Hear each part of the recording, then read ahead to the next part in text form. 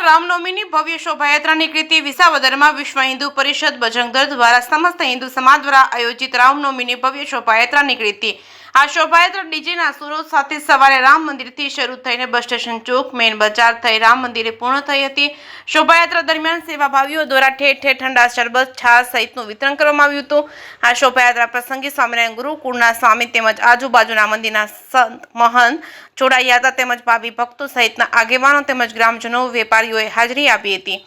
જે કેસની ગુજરાતી સાથે હરેશ મહેતા વિસાવદર। વિસાવદરની અંદર વિશ્વ હિન્દુ પરિષદ દ્વારા ભવ્ય શોભાયાત્રાનું આયોજન કરેલ હતું।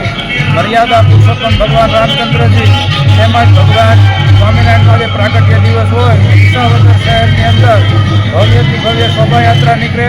આ શોભાયાત્રાની અંદર બધી જ સંસ્થાઓ દ્વારા શરબતું આઈસ્ક્રીમનું ઠંડા પીણાના સ્ટોલ કરી અને શોભાયાત્રાનું ખૂબ સ્વાગત કરેલ હતું અને વિસાવદરની અંદર સારામાં સારી રીતે શોભાયાત્રા સંપન્ન થાય છે અને રામજી મંદિરની અંદર મહાઆરતી કરી અને બધા છૂટા પડેલ હતા। જય શ્રી રામ।